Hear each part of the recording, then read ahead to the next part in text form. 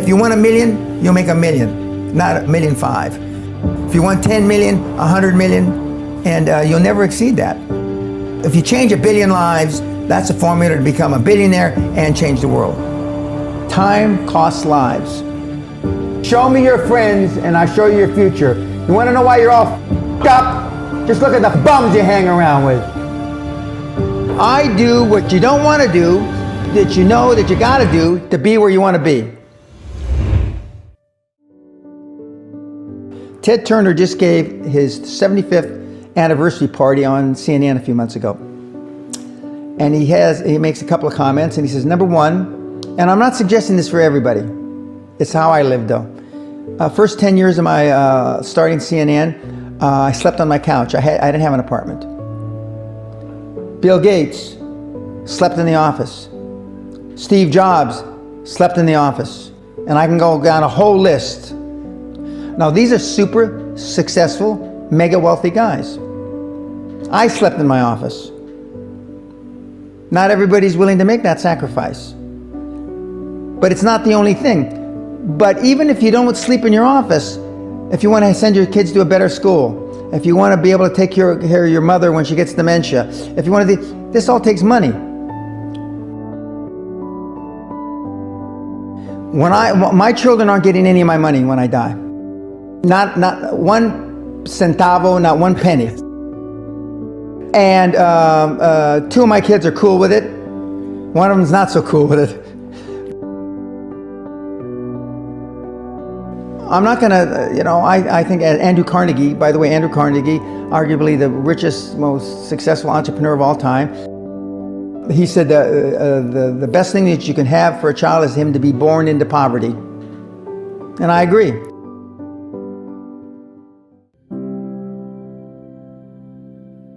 Lack of self-esteem, lack of self-worth.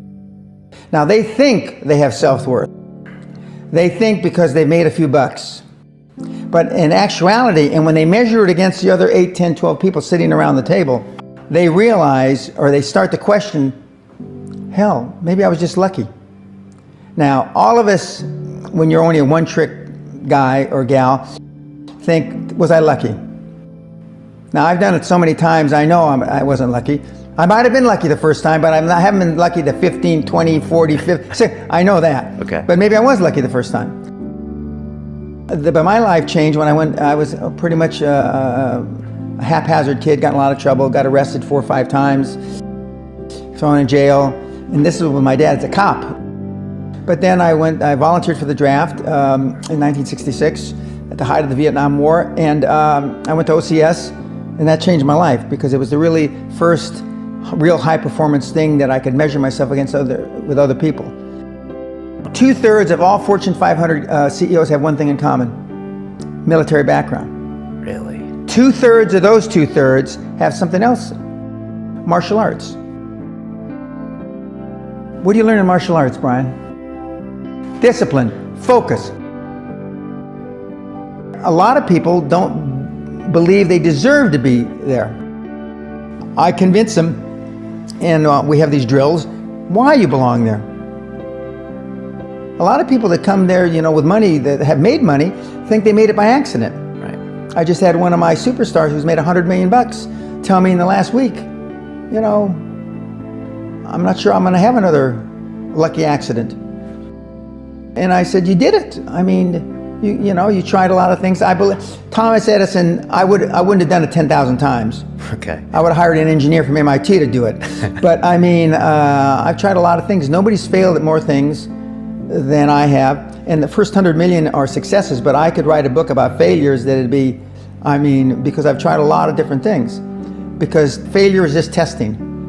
And one of the reasons I've been so successful in generating this equity and value in my kids, and I call you all kids, is because I convince them that making a mistake is okay. Your parents probably told you, you can be anything you want, but you can't. That's horseshit. You can't. If it's all juxtaposed. But what you tell them is that you can do anything you want that you have passion for, because that eliminates most of the crap. Because most people don't follow their dream. You know, like they say in The Sound of Music, you can't have a dream come true unless you have a dream. Now, I still dream. I dream in Technicolor. I say my affirmations and goals every single night. It's bloody hard to be a high-performance person. Perfection equals paralysis. If you left it to engineers, no car would ever come off the assembly line. No car would ever come off the assembly line, and I've been in business with enough engineers, I can attest to that with my hand on my heart. They'd still be trying to make it better. And the internet business is very much the same. The internet kids want to test and test and test, and they want the landing page to be this. And roll it out. The great thing about the internet is your results are instantaneous. If something that I'm overseeing at Concord level, 60,000 feet, doesn't work in 2 days, forget about it, move on. And today at our meeting, now the young kids are, we ran it 3 days, sir, and we closed it down. And they are thinking I'm going to ask why. I said, no, that's fine, next. Because without them making mistakes and without them being allowed to make the decision, they never get any better. And 95% of the time, I know probably better than they do. We're never going to be able to know everything or have them know everything unless they make some mistakes and get comfortable with making mistakes. What gets measured gets accomplished. Without measurement, you're just fooling yourself. Before I had any money, I used to go to the Rolls-Royce dealers and sit in the cars and smell the leather, touch the leather, okay? I went to $1 million houses. And my wife and I would walk through the house and they'd say, when are your parents getting here, kids? No, we are the buyers. Practice within when you're without. Practice being successful. How many people listening to this today practice being successful today? Through affirmations, through going to the Rolls-Royce dealer, maybe Lamborghini, maybe something else. Right. In my particular case, it was Rolls-Royce. And within a year of me going to Rolls-Royce dealer, I had a Rolls. Okay, within 19 months of me dreaming and adding it to my goals, a castle on an island, I own Guthrie Castle. 19 months. Okay. Go to stores you can't afford. Go hire lawyers you can't afford. Lawyers will meet with anybody. Accountants will meet with anybody. Go to the big 4 accountants with a business idea. The first couple of meetings are for free. Jettison probably a lot of the people you'll hang around with.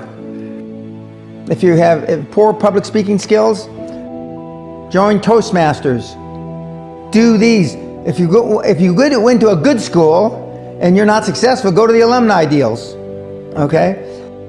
I didn't go to a good school. I'm a perfect living example that a lot of trouble as a kid, working class background, my parents.